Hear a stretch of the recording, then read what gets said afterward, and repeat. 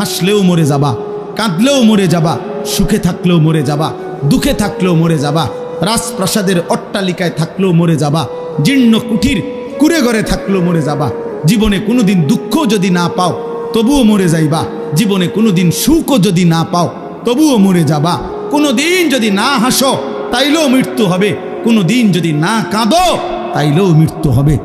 7টা মহাদেশের মালিক হলেও মরে যাবে, কোনো কিছুর মালিক না হলেও মরে যাবে। প্রিয় বন্ধু, শুধু মৃত্যু না ভাইয়া, একটা সাংঘাতিক কথা, এই শেষ কথাটা মনোযোগ দিয়ে শুনেন। সাকরাতুল মাউত, মৃত্যু যন্ত্রণা, প্রত্যেক মানুষের মৃত্যুর যন্ত্রণা হবে, এটা আল্লাহর ফয়সালা। সে নবী হোক, উম্মত হোক, পৃথিবীর সর্বশ্রেষ্ঠ নেককার হোক আর পৃথিবীর সর্বশ্রেষ্ঠ কাফের হোক, নাফরমান হোক, মৃত্যু যন্ত্রণা সবার হবে। তিনি নবী হন আর উম্মত হন, মৃত্যু যন্ত্রণা সবার হবে। আমাদের প্রিয় নবী সাল্লাল্লাহু আলাইহি ওয়াসাল্লামেরও সাকরাতুল মাউত, মৃত্যু যন্ত্রণা ছিল, বিশুদ্ধ হাদিসের মধ্যে আছে। ইমানদারেরও মৃত্যু যন্ত্রণা হয়, নাফরমানেরও মৃত্যু যন্ত্রণা হয়। বাকি একটু পার্থক্য হইল, ইমানদারের মৃত্যুর যন্ত্রণা যখন শুরু হয়, খোদার কসম ইমানদার তখন খুশিতে আনন্দে উৎফুল্ল হয়ে যায়, আর দিল দিয়া তখন ভাবে আমার বন্ধুর সাথে মোলাকাতের সময় হয়ে গেছে। গত 40 বছর আমি যারে ডাকতাম দিবানিশি, আমার সেই মহান মাওলা, আমার মালিকের সাক্ষাতের টাইম হয়ে গেছে। এজন্য মুমিনের মৃত্যু যন্ত্রণা তার কাছে আনন্দকর, আনন্দকর, মজাদার, তৃপ্তিদায়ক, কারণ সে বুঝে এবার আমার মাহবুব, এবার আমার মাওলা, এবার আমার আল্লাহর সাথে আমার সাক্ষাৎ হবে। কিন্তু প্রিয় ভাই, আমি এই কথাটাই শুধু বুঝাইতে চাই, তাফসীরের মধ্যে আছে কোন নাফরমানের, কোন পাপী আল্লাহর প্রতি ঠিক মতো ঈমান নেয় নাই, হারামের উপরে ছিল, চুরি, ডাকাতি, জিনা, ব্যভিচার, মদ, জুয়া, সুদ, ঘুষ, কিস্তি, মা বোন বেপর্দা, বেহায়া, নাটক, সিনেমা, নাচ, গান, অশ্লীলতা, বেহায়াপনা, হারাম উপার্জন, এভাবে যে ব্যক্তি জীবন কাটাইছে, একটা উদাহরণ শুধু তাফসীরের মধ্যে লিখছে। ভাইয়া, এই উদাহরণটা শুধু শোনো, ছেলেরাও, বাবারাও, আমিও। এই পৃথিবীতে যদি কেউ, কিতাবে লিখছে যে 900 বছর একটানা, মনে করেন কেউ পৃথিবীতে হায়াত পাইছে, কয়শো বছর? এই 900 বছর সে আল্লাহর নাফরমানি করছে, আল্লাহর অবাধ্যতা করে গেছে। কিন্তু 900 বছরে 1 সেকেন্ড কোনোদিন তার কষ্ট হয় নাই, কোনোদিন সে কোনো দুঃখ, কষ্ট, বেদনা পায় নাই। মনে করেন, ধরে নেন 900 বছরে কোনোদিন কষ্ট কাকে বলে, দুঃখ কাকে বলে, যন্ত্রণা কাকে বলে সে বুঝে নাই, সে বুঝে নাই। খোদার কসম, তাফসীরের মধ্যে লিখছে, এমন ব্যক্তি 900 বছর টানা নাফরমানি করে কিন্তু কোনোদিন যে এক বিন্দু কষ্ট পায় নাই, ওই ব্যক্তিরও 900 বছর পরে যখন মৃত্যুর যন্ত্রণা শুরু হবে, আল্লাহর কসম, কসম খোদার তাফসীরে লিখছে, 1 সেকেন্ডের মৃত্যু যন্ত্রণা শুরু হলেই ওই নাফরমান তার 900 বছরের দুনিয়ার বেঁচে থাকার হায়াত, সুখ আর আনন্দ 1 সেকেন্ডেই ভুলে যাবে। কবরের আযাব পরে, জাহান্নামের আযাব পরে, হাসরের আযাব তো পরে মিয়া। এই মৃত্যু যন্ত্রণার 1 সেকেন্ডেই সে তার সুখের দুনিয়া সব ভুলে যাবে। এজন্য 60 বছরও যদি নারী দেখো, ছবি দেখো, হারামের উপরে থাকো, হারামখোর, মৃত্যুর প্রথম সেকেন্ড তোমার দুনিয়া ভুলাই দিবে। মৃত্যুর প্রথম সেকেন্ড। ইমানদারের মৃত্যু যন্ত্রণাই যেখানে ভয়ানক, নাফরমানের মৃত্যু যন্ত্রণা কেমন? আমার কাছে কিতাব আছে, ওয়াজাআত সাকরাতুল মাউত বিল হক, আরবি কিতাব, এই কিতাবের নামে এটা। ওই কিতাবের মধ্যে লিখছে, নবীজির একজন বিখ্যাত সাহাবী হযরত আমর ইবনুল আস, ওনাকে জিজ্ঞেস করা হয়েছিল মৃত্যুর পূর্বে, ওনার ছেলে আব্দুল্লাহ ইবনে আমর ইবনুল আস, ছেলেটাও সাহাবী ছিল। উনি জিজ্ঞাসা করছে যে, আব্বা, আপনি তো নবীজির একজন বিখ্যাত সাহাবী, এই মৃত্যুর পূর্ব মুহূর্তে মৃত্যুর যন্ত্রণা, সাকরাতুল মাউত আপনার কাছে কেমন লাগতেছে?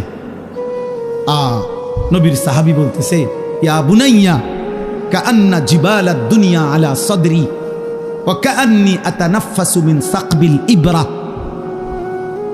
সাহাবী বলে, বাপ ছেলেরে আমার, মৃত্যুর এই পূর্ব মুহূর্তে সাকরাতুল মউত, মৃত্যু যন্ত্রণাটা আমার কাছে মনে হচ্ছে এই পৃথিবীর সমস্ত পাহাড় আমার বুকের উপরে চাপা দিয়ে রাখছে। কাআন্না জিবালাদ দুনিয়া আলা সাদরি, আর আমি যেন একটা সুইয়ের ছিদ্র দিয়া, সাকবিল ইবরা, সুইয়ের ছিদ্র দিয়া আমি যেন নিঃশ্বাস নিতেছি। আমার কাছে মৃত্যু যন্ত্রণা এমন মনে হচ্ছে। হযরত নূহ আলাইহিস সালাম ৯৫০ বছর দুনিয়াতে ছিলেন, ইমানদার নবী। ওই কিতাবে লিখছে, নূহ নবীকে মৃত্যুর পূর্বে জিজ্ঞেস করা হয়েছিল, যখন ওনার মৃত্যু যন্ত্রণা শুরু হয়েছে, ওনারে বলছিল যে, হে নবী নূহ, আপনি দুনিয়াতে কতক্ষণ ছিলেন, কতদিন ছিলেন দুনিয়া? উনি বলছে, আমার মনে হইতেছে এক ব্যক্তির একটা ছোট্ট ঘর ছিল, যেই ঘরের দুইটা দরজা, এক দরজা দিয়ে ঢোকে, আরেক দরজা দিয়া বাইর হয়। উনি বলেন, আল্লাহর কসম, আমার মনে হয়েছে আমি যেন দুনিয়ার হায়াতে এতটুকু ছিলাম যে এই ব্যক্তির এই ঘরের এই দরজা দিয়ে ঢুকছি আর ওই দিকটা বাইরে, এই কদ্দুর আমার মনে হইতেছে। অথচ কয় বছর? ৯.৫ বছর। উনি বলতেছেন, আমার এখন কখন? সাকরাতুল মউতের সময়। প্রিয় ভাই, নবীর যদি হয় এমন, সাহাবার যদি মনে হয় এমন, তো তোমরা যারা নামাজ পড়ছো না দোস্ত, তোমাদের কি মনে হবে? হারামখোর আপনার কি মনে হবে? এই সুদখোর, কিস্তিখোর, হারামখোর, কেমনে মৃত্যুর ওই প্রথম সেকেন্ডের যন্ত্রণা কেমনে সইবেন? আম্মা জান আয়েশা রাদিয়াল্লাহু তাআলা আনহা বলছে, রাসূলুল্লাহ সাল্লাল্লাহু আলাইহি সাল্লাম সাকরাতুল মউতের নবীজি সাল্লাল্লাহু আলাইহি সাল্লাম বারবার পানি দিয়া নিজের হাত মুবারক, নিজের চেহারা মুছতেছিলেন আর বলতেছিলেন, আল্লাহুম্মা আইন্নী আলা সাকারাতিল মউত। নিষ্পাপ নবী, মাসুম নবী, এক যাররা যার কোনো গুনাহ নাই, সেই নবী রাহমাতুল লিল আলামিন নবী, তিনি আল্লাহর কাছে বলতেছিলেন মৃত্যুর পূর্বে, আল্লাহ, মৃত্যুর এই যন্ত্রণার মুহূর্তে আপনি আমার সাহায্য করেন। নবীজির দোয়া, এটা বিশুদ্ধ হাদিস। নবীজি বলতেছিলেন, বারবার কালেমা পড়তেছিলেন, লা ইলাহা ইল্লাল্লাহ ইন্না লিল মাউতি সাকারাত। আল্লাহ, আপনি ছাড়া কোনো ইলাহ নাই। আল্লাহ, মৃত্যুর বড় যন্ত্রণা, মাওলা, মৃত্যুর বড় যন্ত্রণা। আপনি কে? আমাদের কি হবে ভাইয়া? এই শেষ আমার কথা, শেষ আমার। চাচারা, বাবারা, হ্যাঁ, আপনার আমল আপনি ঠিক করেন। ৬০ বছর বিড়ি খাইতে খাইতে কবরে যাইবেন, একটা গরু জবাই করে গেরাম খাবাইয়া আমনেরে বেহেস্ত দিয়ে দিব। হ্যাঁ হ্যাঁ, ৪১ দিনের দিন গেরাম খাবাইয়া ৩ গরুর রূপে বর করে আমনে বেহেস্ত যাইবেন গা। কি ভাবছেন চাচা? মস্কারি নাকি? আখেরাত মস্কারি, আখেরাত খামখেয়ালি। আমনের ৬০ বছরের সুদ, আমনের ৬০ বছরের কিস্তি, আমনের ৬০ বছরের বিড়ি, আমনের ৬০ বছরের গালি, আমনের ৬০ বছরের টেলিভিশনের নাচ গান, আপনার ৬০ বছরের নাটক সিনেমা দেখা, আপনার ৬০ বছরের চা দোকানের আড্ডা, ৪০ দিন পরে মানুষ ২০০ মেহমানদারি কইরা খালাস করলো, খালাস। খামখেয়ালি, হ্যাঁ, খামখেয়ালি মনে করছেন। আখেরাত, আখেরাতকে আমরা খামখেয়ালি মনে করছি। অসুবিধা নাই মানে ওটা মনে করছে, অসুবিধা নাই, আমার ফুতাইতে আছে, গরু জবাই করে গেরাম খাবাইব। হ্যাঁ, গরুর ফিডও বার করে উনি ব্যস্ত যাবো না। হ্যাঁ হ্যাঁ, গরুর পিঠে করে বেহেস্তে চলে যাবেন। দয়া করে ভাবতে শিখেন, দয়া করে ভাবতে শিখেন, দয়া করে ভাবতে শিখেন। আপনার ঈমান, আপনার আমল, আপনার সেজদা। আমি প্রত্যেক দিন বলি, আজকে ওই শেষ কথা বলে গেলাম। আমি অসংখ্যবার এই কথা বলি যে বাপ ভাই, দুনিয়ার ঘর আমনে একা না হইল, আমনে পুরা শেষ করতে না পারল অসুবিধা নাই, যে দূর পারেন রাইখা যান, বাকিরা ইসা করবে। হয়তো দাদা বিট বান্ধা গেছে, বাফে আইসা হয়তো ছাদ ডালাই দিছে, এরপরে ফুতে আইসা চারিদিকের ইট গাইথা রুম দরজা জানালা সব ঠিকঠাক করে এখন থাকে। এরম হইতে পারে যে 3 পুরুষ মিল্লা একটা বাড়ি হয়তো ঠিক করছে, মাটির উপরের দুনিয়ার ঘর তো এটা সাজাইতে পারে এমন। কিন্তু আমার শেষ কথা, কবর নামের ওই ঘর, মাটির নিচের যেই ঘর, আপনার ঘর যদি আপনি না সাজাইয়া যান, খোদার কসম আমনের ফুত নাতি সাজাবে না। আল্লাহ তাআলা বলছেন এটা এক মানুষের উপরে সবচেয়ে বড় শাস্তি। 2টা থাপ্পড় দেওয়া তেমন কিছু নেই, একটু পরে ডইল্লা স্বাভাবিক হয়ে যায়। 2টা ঘুষি দিলেও তেমন কিছু হয় না, একটু ব্যথা লাগছে আর কি, একটু পরে ডইল্লা ডাইল্লা স্বাভাবিক হয়ে যায়। কিন্তু গুনার রাস্তায় অনবরত চলতে থাকে, কেউ তারে পিছন দিয়ে ডাকেও না, কেউ তাকে ফেরাইতেও চায় না, এমনকি আল্লাহও না, তো তারে আর ফিরাবে।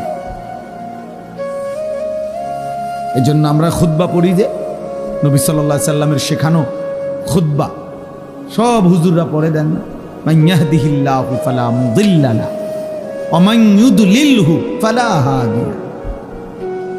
এই ওয়াজের শুরুতে এটা পড়ে দেখেন না, অর্থ হলো আল্লাহ যাকে হেদায়েত দেয় তাকে কেউ পথভ্রষ্ট করতে পারবে না, আল্লাহ যাকে গুমরাহ পথ হারা করে দেয় তাকে কেউ হেদায়েত দিতে পারবে না। আব্দুল কাদের জিলানী রে বাইকটা যদি বড়ি বানাইয়া দেয় এরপরও হবে, বাইজিদ বোস্তামিরে যদি বাইকটা তারা যদি ট্যাবলেট বানাইয়া দেয় তাইলেও হবে। এই জন্য ভাইয়া এটা খুব গুরুত্বপূর্ণ যে আমার যেন এমন মুসিবত না হয় জীবনে, গুনাহকে এত লম্বা করতে নাই, যার কারণে আল্লাহ তাআলা দিল শক্ত করে দিয়েছে। ফাকাসাত কুলুবুহুম, আল্লাহ তাআলা বলেন আমার বান্দা দীর্ঘদিন গুনাহ করছিল, নাফরমানি, তো আমি একদিন তার অন্তর পাথরের মতো শক্ত বানিয়ে দিলাম। ফাকাসাত কুলুবুহুম, শক্ত বানিয়ে দিলাম। এবার আর কোনোভাবে এই দিলের মধ্যে এক বিন্দু পরিমাণ নিজের পরিণতি হবে কি, নিজের যাবে কোথায়, এটা আর ভুলে গেছে। এটা বহুত বড় মুসিবত। নুয়াল্লিহি মা তাওয়াল্লা ওয়া নুসলিহি জাহান্নাম। আল্লাহ তাআলা বলেন আমার রাসূলের বিরুদ্ধে যে চলে এবং আমার মুমিনদের পথের উল্টো যে চলে, রব্বুল আলামিন বলেন একদিন আমি তাকে উল্টো পথেই চালাইতে থাকি। বেশি দিন আমার উল্টা চলতে চলতে রাসূলের একদিন আমি তাকে উল্টো পথেই চালাই, আর এই উল্টো পথেই একদিন তাকে আমি জাহান্নামে ফেলে দেব। আর কোনোদিন ফিরবার কথাও মনে পড়বে না। আহ আহ 60 বছর হয়ে গেছে, এবারে মইরে কবরে গেছে, এবার কিস্তি ওটার ফুতে শোধ করে, বলেন তো বুঝেন না এমনি কথা? ওনার ব্যাংকের লোন ওনার ফুতে শোধ করে, তো উনি কি মৃত্যু পর্যন্ত কোনোদিন মনে হয়েছিল না? আর ওনার কেমনে মনে হয় ওনার কিস্তি না চলে? আমার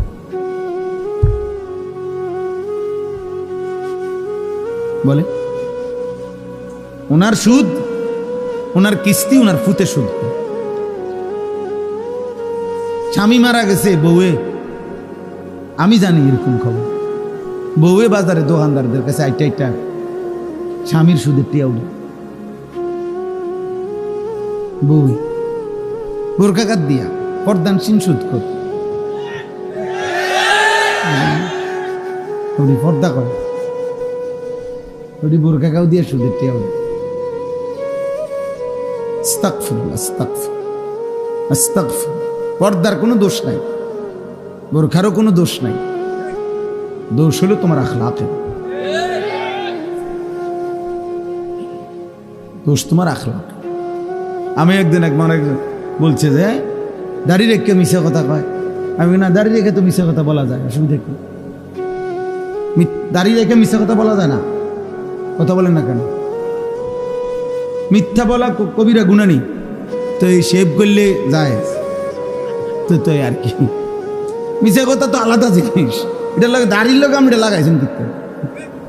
মিথ্যা কথা বলা এটা সে বলা হোক আর দাড়িওয়ালা হোক সবার জন্যই তো হারাম। তো এটা আমরা দাড়ির লোকে লাগাইছেন কিন্তু। হ্যাঁ, রোজা রেখে মিশা কথা কর, তো রোজা রেখে মিশা কথা বলে অসুবিধা কি? মিশা কথা কি রোজা ছাড়া যায় যাচ্ছে নাকি? কথা বোঝেন নাই? এটা রোজার লাগাম না, মিশা কথা লাগাইছেন কিন্তু। রোজার সাথে তো এটার সম্পর্ক না, আখলাকের সাথে সম্পর্ক। এই জন্য আপনি যদি বলেন যে বোরকা পরে মিশা কথা কও, না না, বোরকা পরে মিশা কথা বলে সমস্যা কি?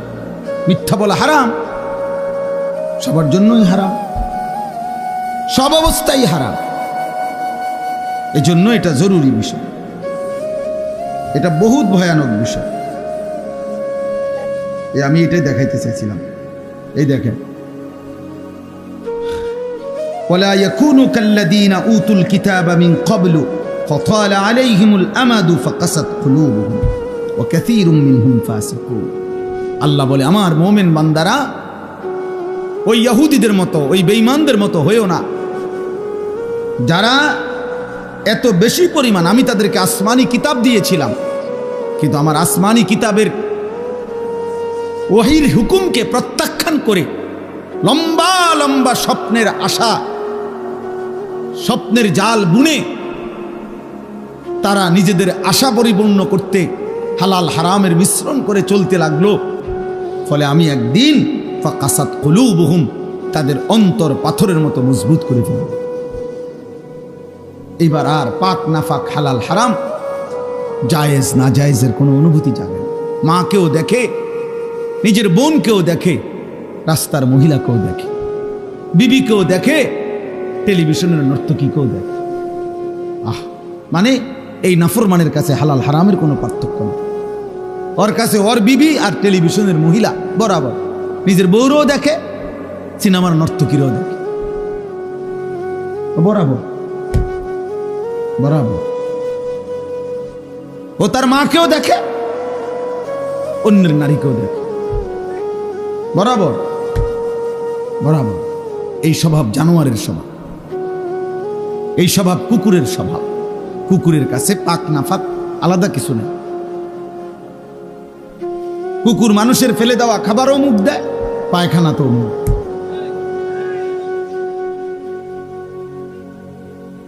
এই জন্য পাপীর স্বভাব মূলত কুকুরের স্বভাব। কুকুর উচ্ছিষ্ট ফেলে দেওয়া জিনিসে মুখ দেয়।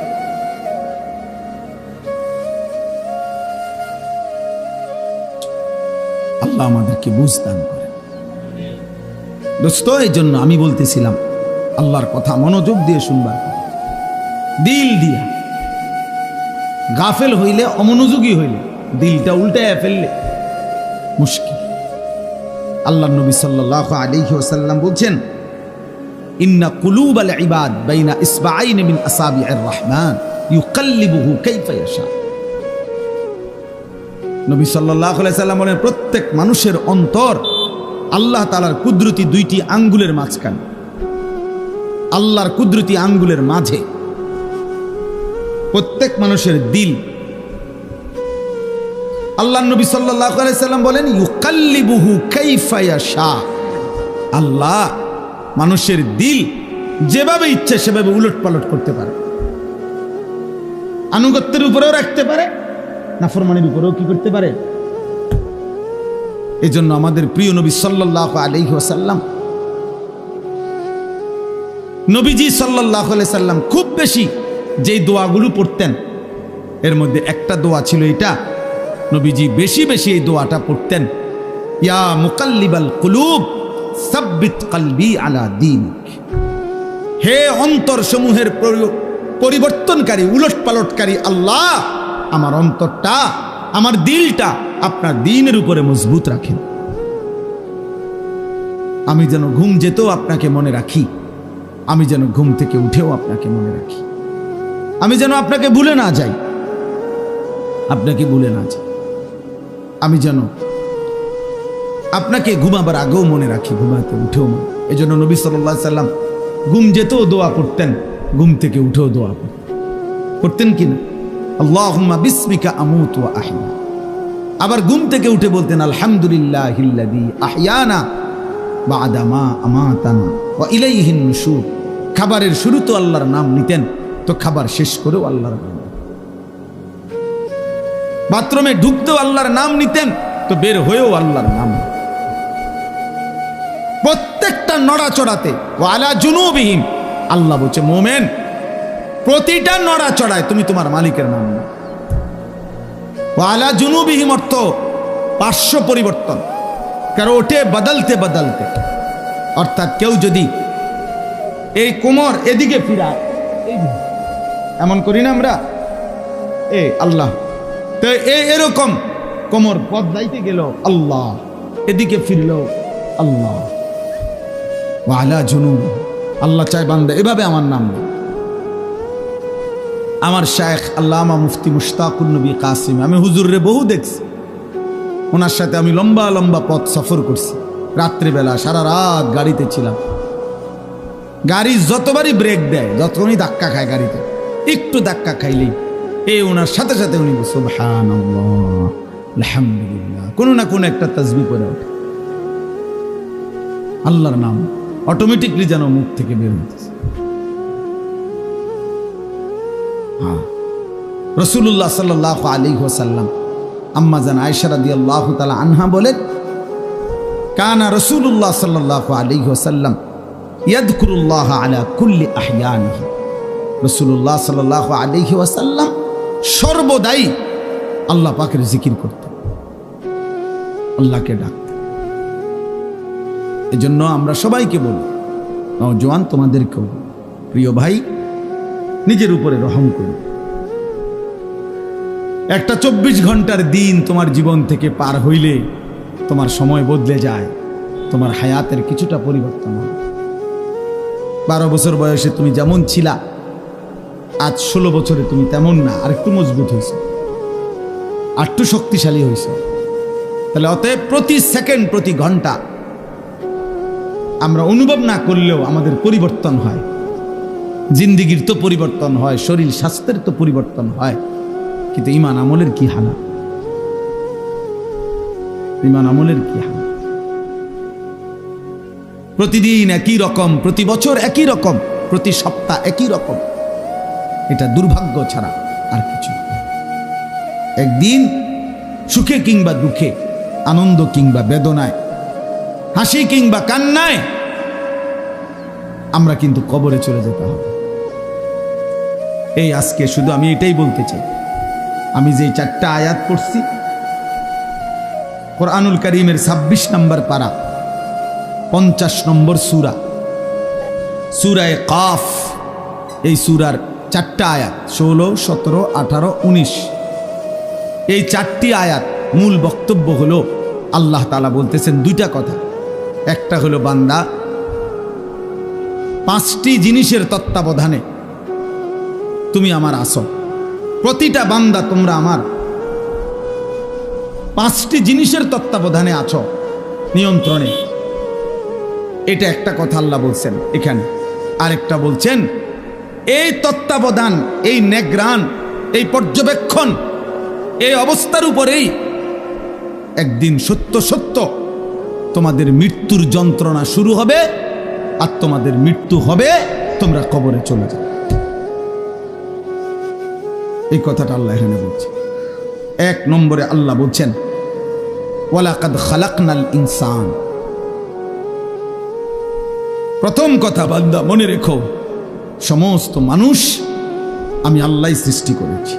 তাই একটি মানুষ 1 সেকেন্ডের জন্য এই কথা ভাবার কোনো সুযোগ নাই আল্লাহকে, দুনিয়ার কারো ব্যাপারে আপনি এটা বলতে পারেন, দৌড় বেটা তোর নেতা, বেটা তোর নেতা, কেডা এত কেডা, আঙ্গালের ভূত কাঙ্গাল, এত কত বড় নেতা বেটা, পকেটে রাহি বেটা। মানুষ অনেক সময় কয় না অহংকার দেখাইতে গিয়ে, যা বেটা বড়াই দেখাস বেটা। এ তো দুনিয়ার কারো ব্যাপারে বলা যায়, আল্লাহর ব্যাপারে বলা যাবে? আল্লাহ তাআলা বলেন আমাকে অস্বীকার করবা কেমনে বান্দা? আমি তো সৃষ্টি করেছি। ওয়ালাকাদ খালাকনাল ইনসান, আমি আল্লাহই তো সৃষ্টি করেছি। লাকাদ খালাকনাল ইনসানা ফি আহসানি তাকওয়িম, এই কায়নাতের সবচেয়ে সুন্দর আকৃতি দিয়ে আমি আল্লাহই তো মানুষকে সৃষ্টি করেছি। রব্বুল আলামিন বলেন, কোটি কোটি আমার সৃষ্টি বান্দা, চারিদিকে তাকিয়ে দেখো, ফুল কত সুন্দর, ফল কত সুন্দর, পাখি কত সুন্দর, গাছ কত সুন্দর, মাছ কত সুন্দর। কিন্তু আল্লাহ বলে, চারটা কসম করে বলি বান্দা, তুমি তার চাইতে কোটি গুণ বেশি সুন্দর। যদি ফুল এত সুন্দর হয়, যদি মাছ এত সুন্দর হয়, যদি এই পৃথিবীর পাখিগুলো এমন সুন্দর হয়, আল্লাহ বলেন, ওয়াত্তিনি ওয়াজ্জাইতুন ওয়া তুরি সিনিন ওয়া হাদাল বালাদিল আমিন, আমি চারটা কসম করে বলছি বান্দা, তুমি সবচাইতে বেশি সুন্দর। তোমারে বড় যত্ন করে বানিয়েছি, তোমারে আমি বানিয়েছি। ইন্না খালাকনাল ইনসানা মিন নুতফাতিন আমশাজ, আল্লাহ বলেন, তোমার বাবার কাছ থেকে বের হওয়া, তোমার মায়ের জরায়ুতে পৌঁছা, আমি আল্লাহর কুদরতে ওই এক ফোঁটা নাপাক বীর্য থেকেই আমি তোমাকে সৃষ্টি করেছি। এই বহু জায়গায় কথাগুলো বলছে আল্লাহ, একই কথা, একই কথা বলছে আল্লাহ তাআলা বলছে, ইন্না খালাকনাল ইনসানা মিন সুলালাতিন মিন তিন, আল্লাহ বলে শুকনো ঠনঠনে, কোনো কাদা নাই, পানি নাই, একদম শুকনো মাটি থেকে আমি আল্লাহই তোমাকে মানুষকে সৃষ্টি করেছি। রব্বুল আলামিন বলেন, ইয়া আইয়ুহাল ইনসানু মা গাররাকা বিরাব্বিকাল কারীম, আল্লাহ বলে, বান্দারে আমার, মানুষ রে আমার, এমন দয়ালু মেহেরবান মাওলা আমি আল্লাহ, আমার মতো এমন দয়ালু মেহেরবান মাওলাকে ছেড়ে দিতে কে তোমাকে ধোঁকা দিল? কে তোমাকে বলল যে ওই মালিককে সেজদা দিও না? কে তোমাকে বুঝাইয়া দিল না ফরমান, এমন মালিকের নাফরমানি করো, এই মালিকের নিষেধ শুইনো না? আহ, সুদ কে হারাম করছে? ঘুষ কে হারাম করছে? মদ কে হারাম করেছে? জুয়া কে হারাম করেছে? চুরি কে হারাম করেছে? ডাকাতি কে হারাম করেছে? জিনা কে হারাম করেছে? ব্যভিচার কে হারাম করেছে? নামাজ পড়তে আদেশ কে করেছে? বেনামাজি হতে নিষেধ করেছে কে? এই নাফরমান। তাহলে এমন মালিকের নাফরমানি কেমনে করো? 365 দিনে খোদার এক বছরে কোনোদিনও ফজরের নামাজ পড়লা না, মুসলমানের বাচ্চা এত বড় জানোয়ার হয়?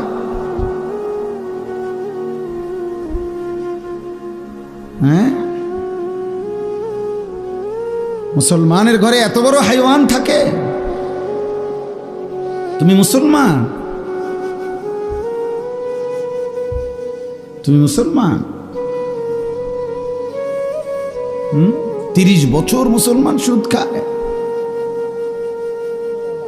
মুসলমান প্রতিদিন ওজনে কম দেয়। মুসলমান সারা রাত নর্তকী দেখে, উলঙ্গ ছবি দেখে। মুসলমানের যুবক প্রতিদিন জিনার ব্যভিচার তালাশ করে। এই মুসলমান।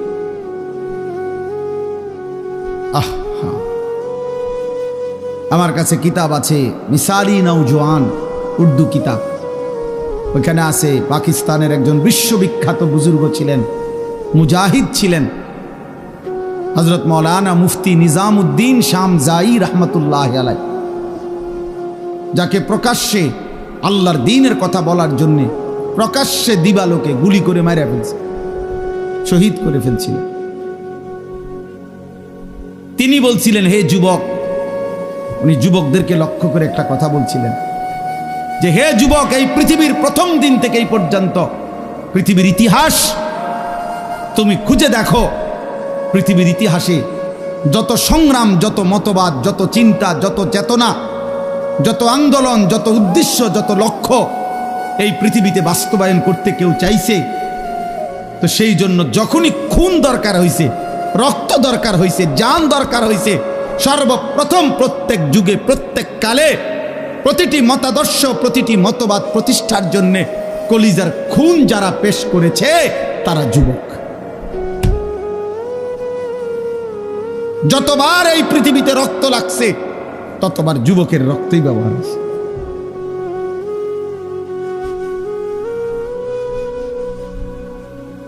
নওজোয়ানের রক্তই খুনই ব্যবহার। এই জন্য যুবকের রক্ত বড় দাম, যুবকের ঘন্টার বড় দাম, যুবকের সেকেন্ড বড় দাম। আল্লাহ বলছেন আমি ওকে নিজে শক্তি দিছি।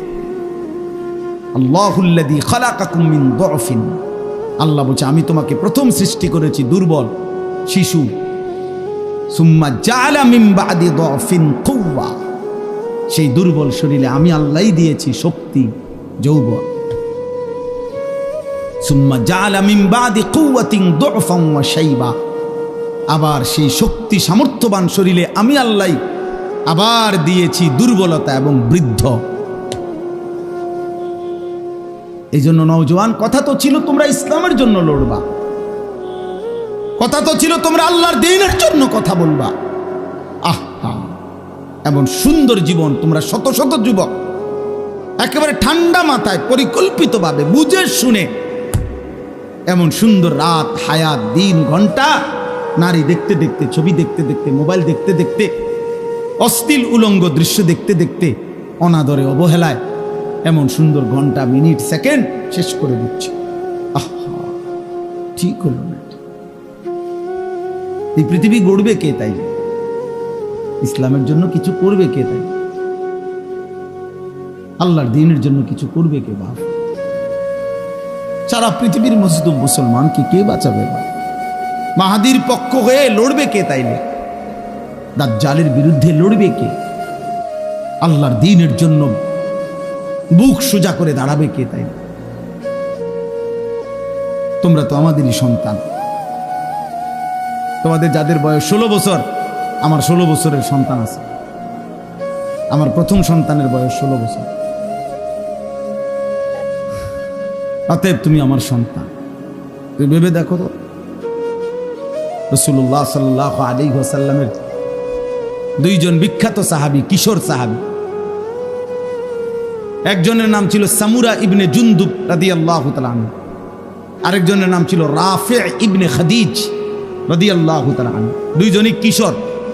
কিশোর বলা হয় করিবুল বুলুগ, কিশোর বলা হয় এই 13, 14, 14.5, 15-র আগে, মানে যার বীর্যপাত শুরু হয় তাকে বলে যুবক। এর আগের টাইমটারে, এর আগের 1-1.5 বছর 2 বছরের কয় কিশোর। যার উপরে গোসল ফরজ হয় তার আগের সময়টাকে বলে কিশোর। ওনারা দুইজন ছিলেন কিশোর সাহাবী।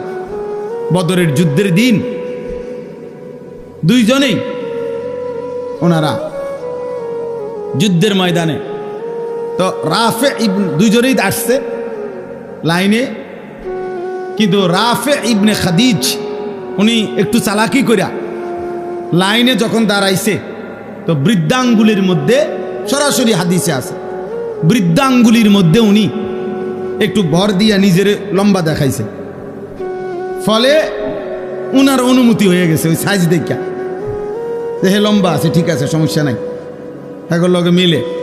কিন্তু এই সামুরা ইবনে জুনদুব উনি আর এটা তো বোঝে নাই, উনি এমনি স্বাভাবিক দাঁড়ায় আসছিল, ফলে ওনারে একটু ছোট মনে হয়েছে, তো ওনারে সরাই দিছে মানে লাইন থেকে। উনি যখন বুঝছে ওনারে আর নিবে না, তখন উনি ওনার আব্বা কে বলছে, বাবা আপনি নবীকে বলেন আমারে তো নিবে না কয়। অথচ জানেন আব্বা, ওরে যে নিছে রাফে ইবনে খাদিজকে, ও আমার লগে কুস্তিতে পারবে না, কুস্তি লাগলে আমি ওরে হারাই লেতে পারো, আপনি কম নবী, আমার শক্তি বেশি, আমি সাইজে ছোট। আল্লাহ নবী সাল্লাল্লাহু আলাইহি সাল্লাম শুনে অবাক হয়ে গেছে, বলছে আচ্ছা তো লাগো তো দেখি। তো সত্যি সত্যি সামুরা ইবনে জুনদুব রাফে ইবনে খাদিজকে কুস্তিতে হারাইয়া ফেলছে। আল্লাহ নবী সাল্লাল্লাহু আলাইহি সাল্লাম দুইজন কিশোর সাহাবীর জিহাদের আগ্রহ দেখে দুইজনকেই অনুমতি দিয়ে দিয়েছে। দোস্ত আমার, এ তো ইতিহাস, এটা গল্প না। একটা মাহফিলের আয়োজন হয়েছে আর আমরা কিছু কথা বললাম আর আপনারা শুধু 2-4 বার সুবহানাল্লাহ কইয়া চলে গেলেন। না রে বাপ, এতটুকুর জন্য মাহফিল না। একটু বিবেক জাগানো, অনুভূতি জাগানো, আখিরাতের ফিকির জাগানো, পরকালের ভয় তৈরি করা, নিজেদের দায়িত্ব, কর্তব্য, আত্মপরিচয়। যে পরিচয় জানে না ভাইয়া, তার চাইতে বড় বদনসিব, হতভাগা আর কি। কোনো বাসের মধ্যে যদি কোনো প্যাসেঞ্জার উঠে, কন্ডাক্টর যদি বলে ভাড়া দেন, কই নামবেন? এই প্যাসেঞ্জার যদি বলে আমি জানি না আমি কোথায় নামবো, তোমার যেখানে ভাল লাগে তুমি নামাই দিও। আহা, এই কন্ট্রাক্টর ওই হেল্পার রে যে দরজার কাছে দাঁড়াইয়া মানুষ উড়ায়, ওরে কি বলবে যে এই পাগল করতে উড়াইনি, এই মাতাল দিক কই যাবে, এটাও কই তারা বলবে কি না? বলো ভাই, এই বলো না। তাইলে তোমরা যারা এক ওয়াক্ত নামাজ পড়ো না, তোমরা কই যাই বাবা? আমি জানতে চাইলাম তোমাদের, বলো না বাপ। তোমাদের যাদের চুল কাফেরের মতো, বেঈমানের মতো, এই ডান দিকে যাদের চুল বড়, বাম দিকে যাদের চুল বড়, সামনের দিকে যাদের চুল বড়, এই তো কাফেরের চুল। আর ঠিক কোন লাগতো না, এটাই সত্য, এটা ঠিকের কিতাব, এটাই তো সত্য কথা। হ্যাঁ, এটা কারো ঠিকের জন্য অপেক্ষা নাই, এটাই সত্য। আহা, বলো ভাই তুমি কোথায় যাবা এই চুলের ফ্যাশন নিয়া? টার্গেট কি? মানে টার্গেট কি? কোন নারীকে দেখানো? তো আমরা পাঞ্জাবি টুপি পরে আমাদের কি বিবি মিলে নাই? এই পৃথিবীর টুপি দাড়িওয়ালা তাহলে বিয়ে করে নাই? তো তুমি কোন দিকে যাচ্ছ আমার দোস্ত? বলো প্রিয় ভাই, বলো। যাদের শরীর নাফাক, পেশাব পায়খানা করে ঠিক মতো টয়লেট পেপারও ব্যবহার করো না, পাক নাফাকের, বিশেষ করে পেশাব করে যারা পাক নাফাকের ধার ধারো না, এই নাপাক শরীর নিয়ে তুমি কোথায় যাবা ভাইয়া? টার্গেট কি? কোথায় থামবা গিয়ে? আজকের রাত যে তুমি সারা রাত মোবাইলে ছবি দেখা রাত 2টায় ঘুমায় গেলা, ছবি দেখতে দেখতে, উলঙ্গ নাচ দেখতে দেখতে এক সময় ক্লান্তিতে তোমার যে ঘুম চলে আসছে, এই ঘুম যদি আর না ভাঙে,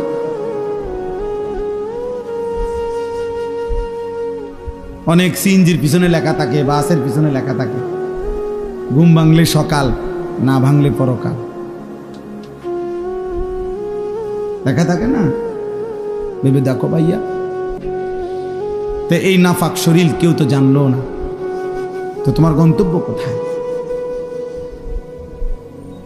গন্তব্য কোথায়? এই জন্য আল্লাহ তাআলা বলছেন, বান্দা যাচ্ছ কোথায় তুমি? আমার থেকে ছুটবা কেমনে? আমি তো তোমাকে সৃষ্টি করেছি। ওয়ালাকাদ খালাকনাল ইনসান।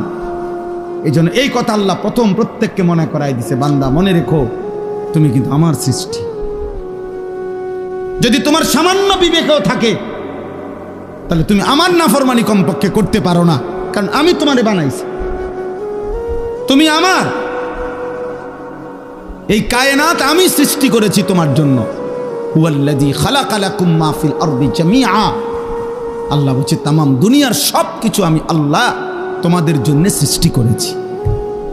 ওয়াসাখখারা লাকুম মা ফিস সামাওয়াতি ওয়াল আরদ। আল্লাহ বলেন আসমান ও জমিনের সব আমি আল্লাহ তোমাদের অধীনস্থ করে দিয়েছি। আমি অধীনস্থ না করলে তোমাদের বিমান বাতাসে উড়তো না, আমি অধীনস্থ না করলে তোমাদের জাহাজ পানিতে ভাসতো না। এটা আমি আল্লাহ তোমাদের অধীন করেছি। ওয়াযাল্লালনাহা লাহুম ফামিনহা রাকুবুহুম ওয়া মিনহা ইয়াকুলুন। সূরা ইয়াসিনের আয়াত।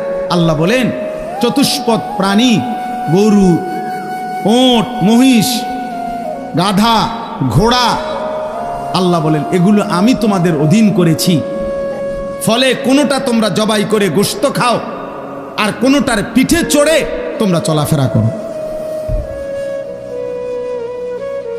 আমি অধীন না করলে পারতাম না। একটা ঘোড়া তুমি তোমার মতো দেড় বিড়া বেড়া ঘোড়ারে তুমি সামাল দিতে পারতা না।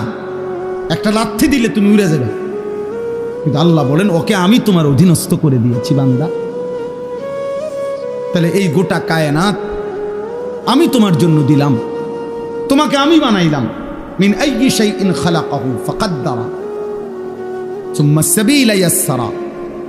আল্লাহ বলে ধীরে ধীরে আমি সৃষ্টি করেছি।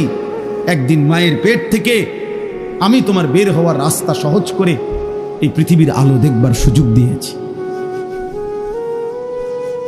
আমি সুযোগ দিয়েছি বান্দা। আলাম নাজআল লাহু আইনাইন। আল্লাহ বলে দুইটা চোখ। বলো তো বান্দা, তোমার বিবেক যদি থাকে তুমিই বলো আমি কি তোমাকে দুইটা চোখ দেই নাই? কথা বলে উত্তর দেন। দিয়েছেন? ওয়ালিসানাও ওয়া শাফাতাইন। আল্লাহ বলে জিহ্বা আমি দেই নাই? দুইটি ঠোঁট আমি দেই নাই? বলে এভাবে বারবার কোরআনে আল্লাহ তাআলা মনে করাই দিছে বান্দা আমি সৃষ্টি করেছি, আমি সৃষ্টি করেছি। তুমি আমার থেকে সরতে পারতা না, তুমি আমার বাঁধন থেকে ছুটতে পারবা না। যত বড় শক্তিধরী হও, তুমি যত বড় অহংকারী হও না কেন, তুমি জমিনে যত বড়াই করো না কেন, আমার অধীন থেকে তুমি ছুটতে পারবা না। ওয়ালা তামশি ফিল আরদি মারাহা ইন্নাকা লান তাখরিকাল আরদা ওয়া লান তাবলুগাল জিবালা তুলা। আল্লাহ বলে আমার বান্দা অহংকার করে জমিনে হেঁটো না, কারণ যত জোরেই পাও মারো না কেন তুমি তো মাটি ফাটাইতে পারবা না। আবার ঘাড় যত উঁচাই করো না কেন তুমি তো ওই পাহাড় সমান লম্বা হইতে পারবা না। বড়াই করো কেন? অথচ বৃষ্টির ফোঁটা পানি জমিন ছিদ্র করে ফেলে, কিন্তু তোমার বুট জুতা তো জমিন ফাটাইতে পারে না, ফাটাইতে পারে না। এক তাল গাছ তো তোমার চাইতে লম্বা, এক সুপারি গাছ তো তোমার চাইতে লম্বা, একটা খেজুর গাছ তো তোমার চাইতে লম্বা। অহংকার করো কেন? এক বুজুর্গকে, এক যুবককে এক বুজুর্গ আল্লাহর ওলি ওই যুবককে বলছিল হে যুবক অহংকার না করে ধীরে সুস্থে হাঁটো। যুবক তখন বলছিল এই মিয়া আমা তারিফুনি, চেনেন আপনি আমাকে, আমি কে? কথা বলতেছে। তখন ওই বুজুর্গ বলছেন হ্যাঁ চিনি তো তোমাকে, চিনি। ও কে বলে? ও চিনি তোমাকে, তুমি হলা সেই মানুষ যার প্রথম শুরু ছিল দুর্গন্ধযুক্ত নাপাক একটু বীর্যের ফোঁটা। তোমাকে চিনি আমি, ও চিরেই মৃত্যুর মাধ্যমে যে হয়ে যাবে দুর্গন্ধযুক্ত একটা পচা লাশ। তোমাকে চিনি আমি, যে এই হায়াতটুকু নিজের পেটে প্রতিদিন চলাফেরা করতেছে, বহন করছে কিছু নাফাক পায়খানা। এই হলে তুমি। বড়াই করছো কেন? তোমার আমি চিনি না? তুমি তো দুর্গন্ধযুক্ত নাপাক এক বীর্যের ফোঁটা ছিলা, আর চোখ বন্ধ হলেই তুমি হয়ে যাবা দুর্গন্ধযুক্ত পচা লাশ। আর পেটে এখন তোমার আছে দুর্গন্ধযুক্ত কিছু পায়খানা। তো যার শুরু মাঝখান শেষ সবই দুর্গন্ধ, তার আবার অহংকার কিসে? তার আবার অহংকার কিসে? একজন বিশ্ববিখ্যাত খলিফা ছিলেন হযরত ওমর ইবনে আব্দুল আজিজ রাহমাতুল্লাহি আলাইহি, ইসলামের পঞ্চম খলিফা। তিনি বলতেন মাঝে মাঝে কবরস্থানে গিয়ে হযরত ওমর ইবনে আব্দুল আজিজ কবরের দিকে তাকাইয়া বলতো ইয়া মাউতু মাজা ফাআলতা বিল আহিব্বা, হে মৃত্যু, হে কবর, আমার বন্ধুদের সাথে তুমি কি করেছো বলো, আমার আপনজনদের সাথে তুমি কি করেছো বলো তো। আইনাল আহবাব আইনাল আসদিকা আইনাল জুল্লাস আইনাস সাম্মার। অর্থ হলো আমার বন্ধুরা কোথায়, আমার আত্মীয়রা কোথায়, আমি যাদের সাথে বসতাম তারা কোথায়, খুশিরা আমি তার কাছে থাকি, আমারে আড়াল করবা কেন? এই তিনটা কথা। আরেকটু, তাহলে তিনটা হইল। এক নাম্বার, আল্লাহ আমারে মনে করাই দিছে, আনিস আমি তোমাকে সৃষ্টি করেছি। দুই নাম্বার, আল্লাহ আমাকে বলতেছে, আনিস তোমার অন্তরের গভীরে যেই কথা আসা যাওয়া করে কল্পনাগুলোও আমি জানি। তিন নাম্বার, তোমার রক্তের শিরা উপশিরায় আমি আল্লাহ তাআলা তার চাইতে বেশি কাছে আছি। এবার চার নম্বরে আল্লাহ বলেন, ইজিয়াতালাক্কাল মুতালাক্কিয়ানে আনিল ইয়ামিনে ওয়া আনিশ শিমালি কাঈদ। আল্লাহ বলে, বান্দা 4 নম্বরে মনে রেখো, 24 ঘন্টা তোমার ডানে এবং বামে আমার 2 জন ফেরেশতা আছে। আছে? কথা বলে না? আছে তো? ওরা লিখছে। এই 4টা হল। 5 নাম্বার, মা ইয়ালফিজু মিন কাউলিন ইল্লা লাদাইহি রাকিবুন আতীদ। আল্লাহ বলে, বান্দা তারা তো 2 জন আছেই, অতিরিক্ত আরেকজন ফেরেশতা আছে যে তোমার এই 2 জবান মানে 2 ঠোঁটের মাঝখানে যে জিহ্বা, এই জিহ্বা দিয়ে তুমি যা বলো, যখন যা বলো, যা করো, 24 ঘন্টায় তুমি যেই শব্দটাই বলো না কেন, উচ্চারণ করো না কেন, ভালো মন্দ, উপকারী অপকারী, জিকির দাও করো আর গালি দাও, আল্লাহ বলে এই জিহ্বা দিয়া যা বের হয়, আল্লাহ তাআলা বলেন আমার আরেকজন ফেরেশতা তোমার মুখের প্রতিটা উচ্চারণ লিখে রাখে। এই কয়টা হলো? 5টা। কয়টা? 5টা। 1, আমি তোমাকে সৃষ্টি করেছি, আমার থেকে যাইবা কেন? 2, তোমার অন্তরের গভীর বিষয়টা আমি জানি, আমার থেকে লুকাবা কেন? 3, আমি তোমার রক্ত প্রবাহিত শিরা উপশিরা তার চাইতে বেশি নিকটে আছি, তুমি আমাকে লুকাবা কেন? 4, আমার 2 জন ফেরেশতা 24 ঘন্টা তোমার পাশে আছে, তুমি তাদের ফাঁকি দিবা কেন? 5, আমার একজন ফেরেশতা তোমার জবানের সমস্ত উচ্চারণ লিখে রাখতেছে, তাকে আড়াল করবা কেন? এবার আল্লাহ বলেন, শেষ কথা হলো এই, আল্লাহ তাআলা বলেন, ওয়াজাআত সাকরাতুল মাউত বিল হক। বান্দা এই আমি দেখতেছি, আমি জানি, আমি তোমার কাছে আছি, আমার 2 জন ফেরেশতা, আমার একজন পৃথক জবানের কথা লেখার ফেরেশতা, এই পুরা তত্ত্বাবধানের ভিতরেই আমি আল্লাহ তোমারে জানিয়ে দিলাম, তুমি কাজে লাগাও বা নষ্ট করো হায়াতটাকে, আমল করো কিংবা নাফরমানি করো, আনুগত্য করো আর অবাধ্যতা করো, তুমি মনে রাখো এই অবস্থাতেই একদিন তোমার ওয়াজাআত সাকরাতুল মাউত বিল হক, সত্য সত্য কাজে লাগাও আর বরবাদ করো, একদিন সত্যি সত্যি তোমার মৃত্যু যন্ত্রণা চলে আসবে, মৃত্যুর সময় হয়ে যাবে। আর প্রত্যেক মানুষের মৃত্যুর সময় সর্বপ্রথম তার একটা মৃত্যুর যন্ত্রণা শুরু হয়, এটারে সাকরাতুল মাউত বলে। এরপরে আজরাইল আইসা মালাকুল মউত তার জান কবজ করে, জান কবজের আগেই তার একটা মৃত্যুর যন্ত্রণা হয়। আল্লাহ বলে, যালিকা মা কুনতা মিনহু তাহিদ। এই মৃত্যু যন্ত্রণা থেকেই বান্দা, এই মৃত্যু থেকে তুমি গত 40 বছর, 30 বছর, 60 বছর পলায়ন করতে চেয়েছিলে, কিন্তু সেই মৃত্যু যন্ত্রণা শুরু হবে।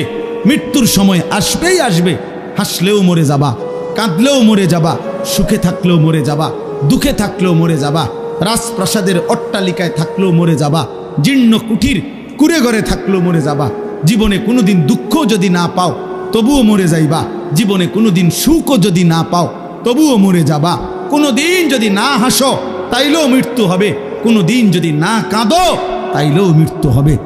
7টা মহাদেশের মালিক হলেও মরে যাবে, কোনো কিছুর মালিক না হলেও মরে যাবে। প্রিয় বন্ধু, শুধু মৃত্যু না ভাইয়া, একটা সাংঘাতিক কথা, এই শেষ কথাটা মনোযোগ দিয়ে শুনেন। সাকরাতুল মাউত মৃত্যু যন্ত্রণা, প্রত্যেক মানুষের মৃত্যুর যন্ত্রণা হবে, এটা আল্লাহর ফয়সালা। সে নবী হোক, উম্মত হোক, পৃথিবীর সর্বশ্রেষ্ঠ নেককার হোক আর পৃথিবীর সর্বশ্রেষ্ঠ কাফের হোক, নাফরমান হোক, মৃত্যু যন্ত্রণা সবার হবে। তিনি নবী হন আর উম্মত হন, মৃত্যু যন্ত্রণা সবার হবে। আমাদের প্রিয় নবী সাল্লাল্লাহু আলাইহি ওয়াসাল্লামেরও সাকরাতুল মাউত মৃত্যু যন্ত্রণা ছিল, বিশুদ্ধ হাদিসের মধ্যে আছে। ইমানদারেরও মৃত্যু যন্ত্রণা হয়, নাফরমানেরও মৃত্যু যন্ত্রণা হয়। বাকি একটু পার্থক্য হইল, ইমানদারের মৃত্যুর যন্ত্রণা যখন শুরু হয় খুদার কসম ইমানদার তখন খুশিতে আনন্দে উৎফুল্ল হয়ে যায়, আর দিল দিয়া তখন ভাবে আমার বন্ধুর সাথে মোলাকাতের সময় হয়ে গেছে। গত 40 বছর আমি যারে ডাকতাম দিবানিশি, আমার সেই মহান মাওলা আমার মালিকের সাক্ষাতের টাইম হয়ে গেছে। এজন্য মুমিনের মৃত্যু যন্ত্রণা তার কাছে আনন্দকর, আনন্দকর, মজাদার, তৃপ্তিদায়ক। কারণ সে বুঝে এবার আমার মাহবুব, এবার আমার মাওলা, এবার আমার আল্লাহর সাথে আমার সাক্ষাৎ হবে। কিন্তু প্রিয় ভাই, আমি এই কথাটাই শুধু বুঝাইতে চাই, তাফসীরের মধ্যে আছে কোন নাফরমানের, কোন পাপী আল্লাহর প্রতি ঠিক মতো ঈমান নেয় নাই, হারামের উপরে ছিল, চুরি, ডাকাতি, জিনা, ব্যভিচার, মদ, জুয়া, সুদ, ঘুষ, কিস্তি, মা বোন বেপর্দা, বেহায়া, নাটক, সিনেমা, নাচ, গান, অশ্লীলতা, বেহায়াপনা, হারাম উপার্জন, এভাবে যে ব্যক্তি জীবন কাটাইছে, একটা উদাহরণ শুধু তাফসীরের মধ্যে লিখছে। ভাইয়া, এই উদাহরণটা শুধু শোনো, ছেলেরাও, বাবারাও, আমিও। এই পৃথিবীতে যদি কেউ, কিতাবে লিখছে যে 900 বছর একটানা, মনে করেন কেউ পৃথিবীতে হায়াত পাইছে, কয়শো বছর? এই 900 বছর সে আল্লাহর নাফরমানি করছে, আল্লাহর অবাধ্যতা করে গেছে। কিন্তু 900 বছরে 1 সেকেন্ড কোনোদিন তার কষ্ট হয় নাই, কোনোদিন সে কোনো দুঃখ, কষ্ট, বেদনা পায় নাই। মনে করেন, ধরে নেন 900 বছরে কোনোদিন কষ্ট কাকে বলে, দুঃখ কাকে বলে, যন্ত্রণা কাকে বলে সে বুঝে নাই, সে বুঝে নাই। খোদার কসম, তাফসীরের মধ্যে লিখছে এমন ব্যক্তি 900 বছর টানা নাফরমানি করে কিন্তু কোনোদিন যে এক বিন্দু কষ্ট পায় নাই, ওই ব্যক্তিরও 900 বছর পরে যখন মৃত্যুর যন্ত্রণা শুরু হবে, আল্লাহর কসম, কসম খোদার তাফসীরে লিখছে 1 সেকেন্ডের মৃত্যু যন্ত্রণা শুরু হলেই ওই নাফরমান তার 900 বছরের দুনিয়ার বেঁচে থাকার হায়াত, সুখ আর আনন্দ 1 সেকেন্ডেই ভুলে যাবে। কবরের আযাব পরে, জাহান্নামের আযাব পরে, হাসরের আযাব তো পরে মিয়া। এই মৃত্যু যন্ত্রণার 1 সেকেন্ডেই সে তার সুখের দুনিয়া সব ভুলে যাবে। এজন্য 60 বছরও যদি নারী দেখো, ছবি দেখো, হারামের উপরে থাকো, হারামখোর, মৃত্যুর প্রথম সেকেন্ড তোমার দুনিয়া ভুলাই দেবে। মৃত্যুর প্রথম সেকেন্ড। ইমানদারের মৃত্যু যন্ত্রণাই যেখানে ভয়ানক, নাফরমানের মৃত্যু যন্ত্রণা কেমন? আমার কাছে কিতাব আছে, ওয়াজাআত সাকরাতুল মাউত বিল হক, আরবি কিতাব, এই কিতাবের নামে এটা। ওই কিতাবের মধ্যে লিখছে, নবীজির একজন বিখ্যাত সাহাবী হযরত আমর ইবনুল আস, ওনাকে জিজ্ঞেস করা হয়েছিল মৃত্যুর পূর্বে, ওনার ছেলে আব্দুল্লাহ ইবনে আমর ইবনুল আস, ছেলেটাও সাহাবী ছিল। উনি জিজ্ঞাসা করছে যে, আব্বা, আপনি তো নবীজির একজন বিখ্যাত সাহাবী, এই মৃত্যুর পূর্ব মুহূর্তে মৃত্যুর যন্ত্রণা, সাকরাতুল মাউত আপনার কাছে কেমন লাগতেছে? নবীর সাহাবী বলতেছে, ইয়া বুনাইয়া কাআন্না জিবালাদ দুনিয়া আলা সাদরি ওয়া কাআন্নি আতানাফাসু মিন সাকবিল ইবরা। সাহাবী বলে, বাপ, ছেলেরে আমার, মৃত্যুর এই পূর্ব মুহূর্তে সাকরাতুল মাউত, মৃত্যু যন্ত্রণাটা আমার কাছে মনে হচ্ছে এই পৃথিবীর সমস্ত পাহাড় আমার বুকের উপরে চাপা দিয়ে রাখছে। কাআন্না জিবালাদ দুনিয়া আলা সাদরি, আর আমি যেন একটা সুইয়ের ছিদ্র দিয়া, সাকবিল ইবরা, সুইয়ের ছিদ্র দিয়া আমি যেন নিঃশ্বাস নিতেছি। আমার কাছে মৃত্যু যন্ত্রণা এমন মনে হচ্ছে। হযরত নূহ আলাইহিস সালাম 950 বছর দুনিয়াতে ছিলেন, ইমানদার নবী। ওই কিতাবে লিখছে, নূহ নবীকে মৃত্যুর পূর্বে জিজ্ঞেস করা হয়েছিল, যখন ওনার মৃত্যু যন্ত্রণা শুরু হয়েছে, ওনারে বলছিল যে, হে নবী নূহ, আপনি দুনিয়াতে কতক্ষণ ছিলেন, কতদিন ছিলেন দুনিয়া? উনি বলছে, আমার মনে হইতেছে এক ব্যক্তির একটা ছোট্ট ঘর ছিল, যেই ঘরের 2টা দরজা, এক দরজা দিয়া ঢোকে, আরেক দরজা দিয়া বাইর হয়। উনি বলেন, আল্লাহর কসম, আমার মনে হয়েছে আমি যেন দুনিয়ার হায়াতে এতটুকু ছিলাম যে এই ব্যক্তির এই ঘরের এই দরজা দিয়ে ঢুকছি আর ওই দিকটা বাইরে, এই কদ্দুর আমার মনে হইতেছে। অথচ কয় বছর? 9.5 বছর। উনি বলতেছেন আমার এখন কখন? সাকরাতুল মউতের সময়। প্রিয় ভাই, নবীর যদি হয় এমন, সাহাবার যদি মনে হয় এমন, তো তোমরা যারা নামাজ পড়ছো না দোস্ত, তোমাদের কি মনে হবে? হারামখোর আপনার কি মনে হবে? এই সুদখোর, কিস্তিখোর, হারামখোর, কেমনে মৃত্যুর ওই প্রথম সেকেন্ডের যন্ত্রণা কেমনে সইবেন?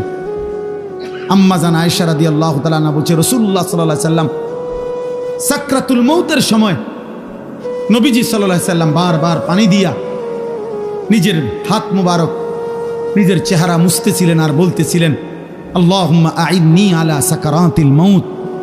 নিষ্পাপ নবী, মাসুম নবী, এক যাররা যার কোনো গুনাহ নাই, সেই নবী রাহমাতুল লিল আলামিন নবী, তিনি আল্লাহর কাছে বলতেছিলেন মৃত্যুর পূর্বে, আল্লাহ মৃত্যুর এই যন্ত্রণার মুহূর্তে আপনি আমার সাহায্য করেন। নবীজির দোয়া, এটা বিশুদ্ধ হাদিস।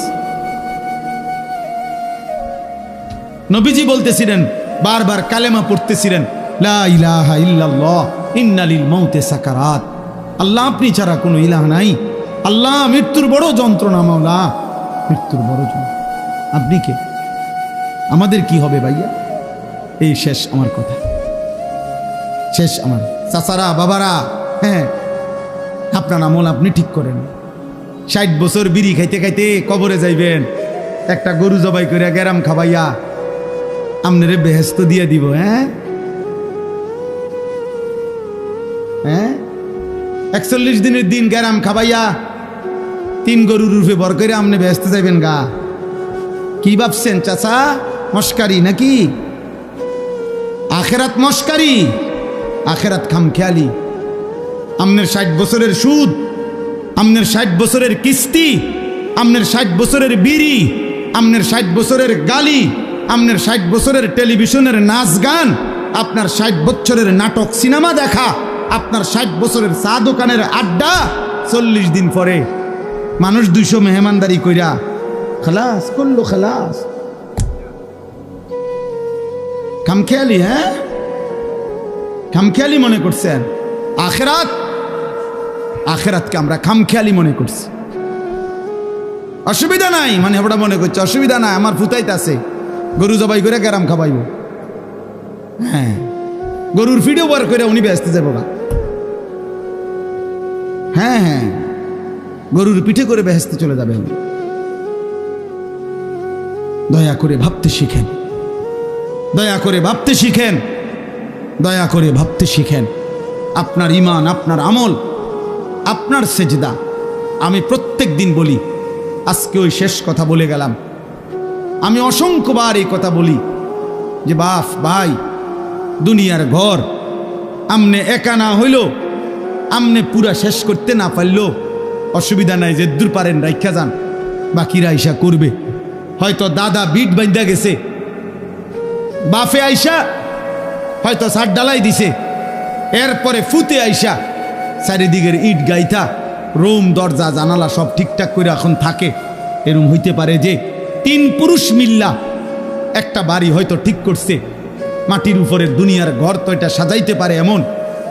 কিন্তু আমার শেষ কথা, কবর নামের ওই ঘর, মাটির নিচের যেই ঘর, আপনার ঘর যদি আপনি না সাজাইয়া যান, খোদার কসম আমনের ফুত নাতি সাজাবে না।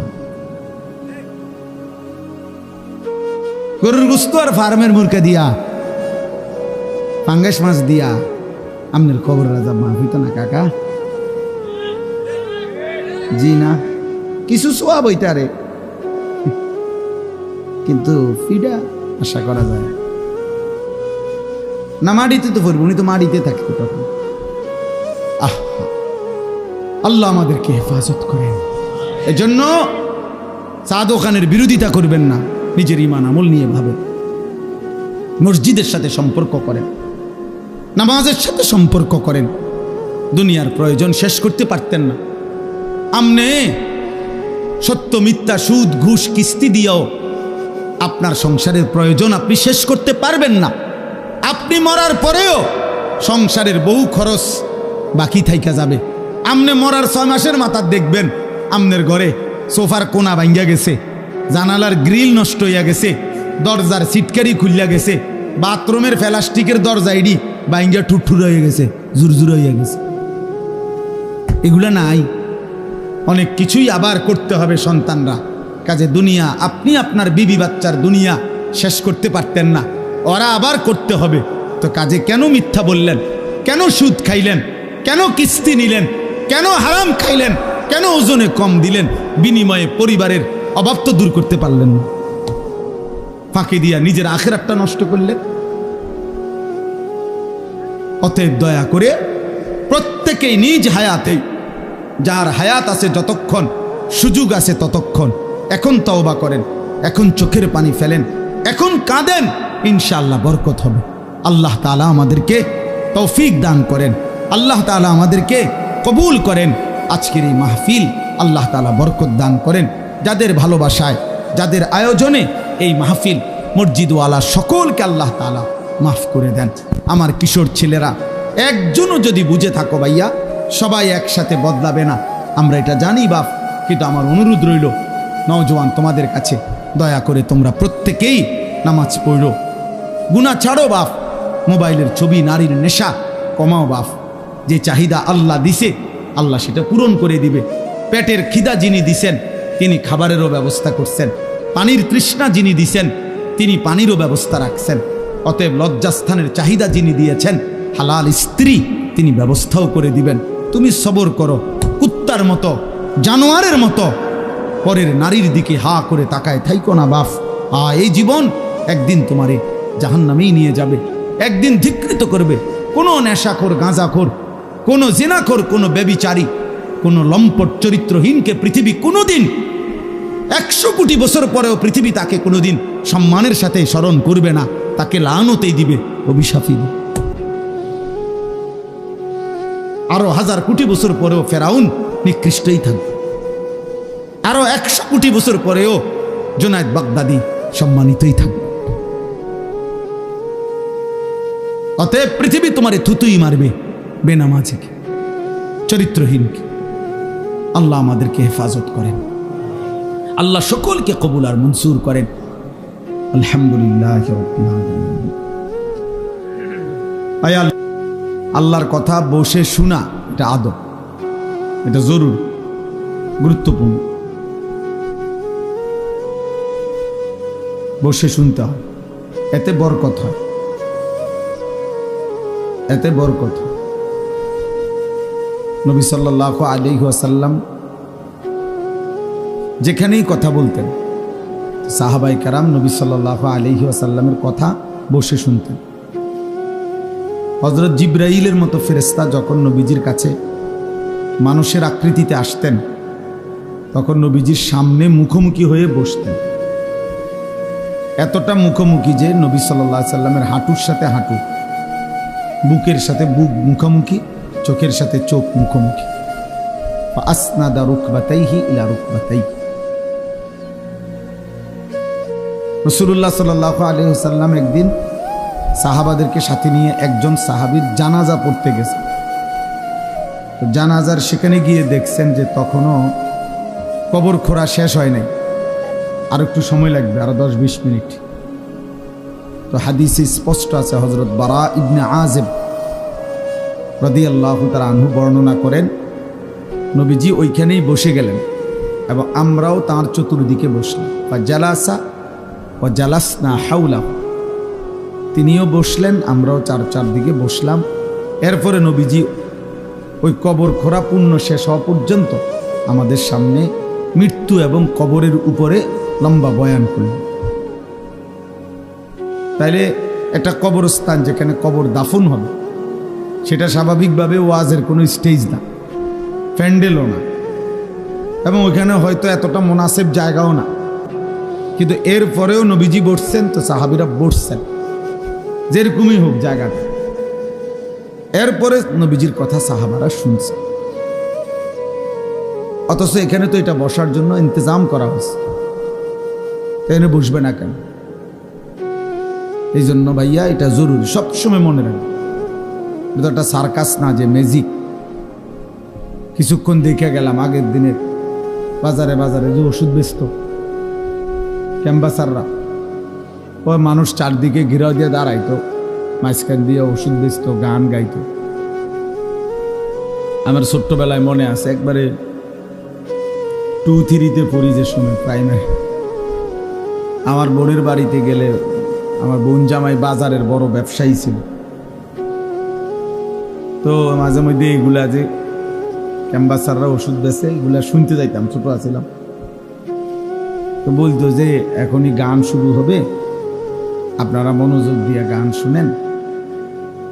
এই এক লাইন হয়তো গান কইছে, এরপরে হইতে আবার ওই হইতে ওষুধের কাহিনী করে, গান আর শেষ হয় না। এরপরে আপনার এই ওষুধটা 4টা কাজ করে, ওই ওষুধ বেছে। তো এই যে ওইখানে মানুষ যেরকম গোল হইয়া দাঁড়ায়, তো এইটা তো এমন না। এই জন্য ভাই আল্লাহর কথা মনোযোগ দিয়ে বসে শুনতে হবে, সবসময় মনে রাখতে হবে। কোনো গাফেল মানুষ, অমনোযোগী, আল্লাহর কথা তার কলিজায় পৌঁছায় না। 2 নম্বর কথা হলো হাতে ধরা সবগুলো মোবাইল বন্ধ করতে হবে।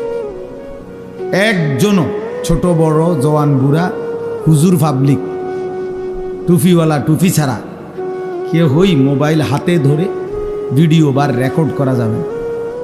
আমি নয়তো উঠাই দেব, দমক দেব, আপনি শরম পাইবেন, শক্ত দমক দেব। আর যদি নিজে চলে যায় সমস্যা নেই, আমার পক্ষ থেকে অনুরোধ, যে কেউ চলে গেলে সমস্যা নেই। আমার এটা তো কোনো নির্বাচনী জনসভা না, আর আমি কোনো প্রার্থীও না, আমার কোনো মার্কা নেই। অতএব আমি জনসমর্থন দিয়ে কি করি? অনেক মানুষ হইলেও সমস্যা নাই, কম হইলেও সমস্যা নেই। আল্লাহর কথা একজনের জন্য যে পরিমাণ গুরুত্ব, 1,00,000 জনের জন্য সে পরিমাণই গুরুত্ব, বরাবর সমান গুরুত্ব। নবী সাল্লাল্লাহু আলাইহি ওয়াসাল্লাম একজনকেও কালেমার দাওয়াত দিয়েছেন, 1000 জনকেও দাওয়াত দিয়েছেন। এজন্য ভাই একটা ছেলে কিছুক্ষণ সময়, আমরা একদম ঘড়ি ধরা, টাইম হিসাব করা। অতএব অল্প একটু সময় মনোযোগ দিয়ে আমাদের চেহারার দিকে তাকিয়ে আল্লাহর কথা শুনলে বরকত। গাফলত যেই বা বোতল উল্টায় রাখে, যেই গ্লাস উল্টায় রাখে, সেটাতে 1 সাগর পানি ঢাললেও সেই গ্লাস কোনোদিন পুরবে না। তাহলে পানির সমস্যা না, মূলত এটা উল্টানো ছিল, এই জন্য সমস্যা। বালতি উল্টায় রাখছে, কলস উল্টায় রাখছে। এই জন্য যে মানুষের দিল গাফেল, তার দিলে তার সামনে 1000 কথাও কোনো কাজ হয় না। নবী সাল্লাল্লাহু আলাইহি ওয়াসাল্লাম বলছেন, কিছু মানুষের দিল কাল কুজে নির্বাদান, উল্টানো কলসির মতো, উল্টানো কলসি। এবং নবী বলছে যে উল্টা পিঠটা, একে তো কলসিটা উল্টানো, আবার এই উল্টা পিঠে কলসের যে পিঠটা, এটা আলকাতরা দিয়ে মাইখা রাখছে। মানে এটা এমন ফিসলা যে এটার মধ্যে 1 ফোঁটা পানি 1 সেকেন্ড থাকবে, এমন যে একেবারে আলকাতরা দিয়ে মাইখা লাইছে। এটা মানে পানি লাগলেই ছাত করে পড়ে যায়, 1 সেকেন্ড পানি থাকে। কিছু নাফরমানের দিল, নবী বলছে এরকম, গুনাহ করতে করতে, আল্লাহর নাফরমানি করতে করতে দিলটা এতটা উল্টে আছে যে এই উল্টা দিলের মধ্যে যেন আলকাতরা মাইখা রাখছে। ফলে এখন আর, নবীজি বলছেন, লা ইয়ারিফু মারুফান ওয়ালা ইউনকিরু মুনকারা। এই নাফরমানের দিলে কোনো নেক কাজও সে বুঝে না, কোনো গুনাহকেও সে গুনাহ মনে করে। গুনাহকেও গুনাহ, হাসতে হাসতে বিড়ি খায়, কথা কয়, গপ করে, বিড়িও খাইতেছে। এইটা যে গুনাহ, এটা ওনার অনুভূতি আছে মনে হয়, বুঝলেন না? পানও খায়, বিড়িও খায়, একরকম, ওটা বরাবর। চাও খায়, বিড়িও খায়, সিগারেটও, দুটোটা ওনার কাছে সেই। কোনোদিন আর বিবেক জাগে না, অনুভূতিও না। সবার সামনে খোলামেলা, সবার সামনে প্রকাশ্যে দিনের আলোকে বসে বসে টেলিভিশনের মধ্যে নর্তকীর নাচ চলতেছে, উনি দেখতেছে, অথচ সেটা যে পাপ, এটা যে একটা গুনাহ, হ্যাঁ, এই অনুভূতিটা নেই। এটা বহুত বড় দুর্ভাগ্য। 30 বছর ধরে প্রত্যেক দিন সুদ খায়, মিশা কথা কয়, হাসতে হাসতে, কথায় কথায় গালি দেয়, হাসতে হাসতে গালি দেয়, আবার অন্যরা মজা পায় গালি দিলে, দিছিনি তোরে অন। তার মানে গুনাহকে আর গুনাহ মনে হয়। লা ইয়ারিফু মারুফান ওয়া লা ইউনকিরু মুনকার। আল্লাহর নবী সাল্লাল্লাহু আলাইহি সাল্লাম বলে, যার দিল উল্টে যায় আল্লাহর নাফরমানি করতে করতে, আলকাতরার মতো হয়ে যায়, ওই নাফরমানের দিলে আর কোনো নেক কাজ নেক মনে হয় না, গুনাহের কাজকে গুনাহ মনে হয়, গুনাহ মনে হয়। বাটপারির জন্য আরো পরিকল্পনা করে, সুদের ব্যবসার জন্য আরো অফিস খুলছে। তার মানে আমার সুদের উপরে আমি আরো লোক রাখছি, আরো সুদের পরামর্শদাতা আছে। আপনারা বলেন আরো কি লেটেস্ট পদ্ধতিতে সিটারি করা যায়? সিটারের উপরে আরো পরামর্শ চলতেছে, হারামের উপর। আস্তাগফিরুল্লাহ। কোন মানুষের উপরে সবচেয়ে বড় মুসিবত এটা। কোন মানুষের সবচেয়ে বড় বিপদ কি? যে তার গন্তব্য ভুলে যায়। ফাআনসাহুম আনফুসাহুম। আল্লাহ বলছে, আমাকে ভুলে গেলে আমি তোমারে ভুলাই দেব, আমি তোমাকে ভুলিয়ে দেব। কি ভুলিয়ে দেব? তোমার আখিরাত, তোমার কবর। ফাআনসাহুম মাসালিহাহুম ফাআনসাহুম আখিরাতাহুম। আল্লাহ বলেন, আমি তার কল্যাণ ভুলিয়ে দেব, আমি তার আখিরাত ভুলিয়ে দেব। ভাত খাবে, ঘুম যাবে, পেশাব পায়খানা করবে, দুনিয়ার প্রয়োজন পূরণ করবে, নারী, ছবি, নাচ, গান, গান বাদ্য, মদ, জুয়া, সুদ, ঘুষ, নেতাগিরি, মাতবুরি, ফুডাঙ্গিরি, এটি সব চলবে, কিন্তু আখিরাত ভুলে যাবে, কবর ভুলে যাবে, তার কল্যাণ কিসে সেটা ভুলে যাবে।